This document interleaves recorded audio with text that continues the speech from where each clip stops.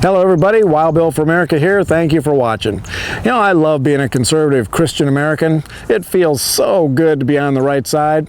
How do I know I'm on the right side? Mountains of evidence going back 2,000 years, that's how. Here's some of the latest. 24/7 Wall Street has recently completed a huge research project on the best and worst states in the United States.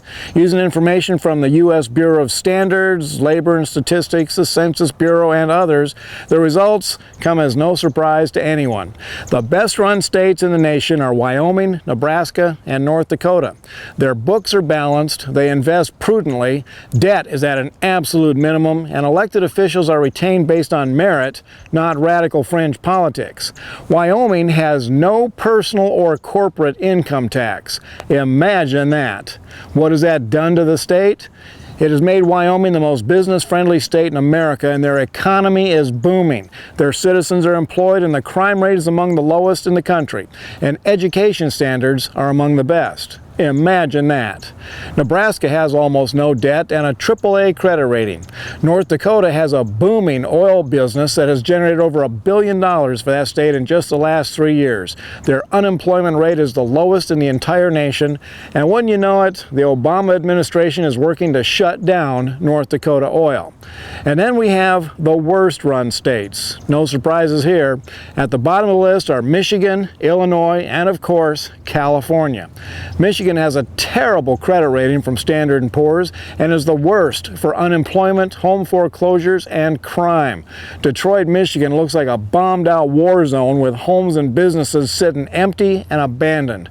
All those billions in stimulus money and not a thing to show for it.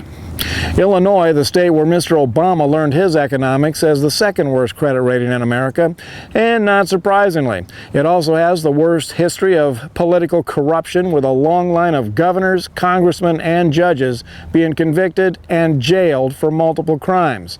And then there's California, the worst of the worst. It is absolutely dead last, with massive debt brought on by crushing tax burdens on citizens and businesses. Businesses and residents are fleeing California like it has the plague, and of course they're taking their money with them. California pays people more to stay on welfare than they would earn on a job. Gee, what could possibly go wrong there?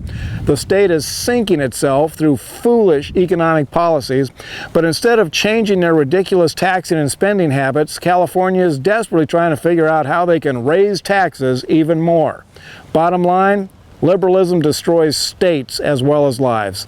Conservative policies turn states and their citizens into economic powerhouses with excellent living standards. Election day is coming when the citizens of these bottom-feeding states can turn things around. All they have to do is break out of their liberal mindset and cast that vote for the conservative leaders who can and will turn those sinking economies around. This is Wild Bill for America. Thank you for watching, and God bless America again.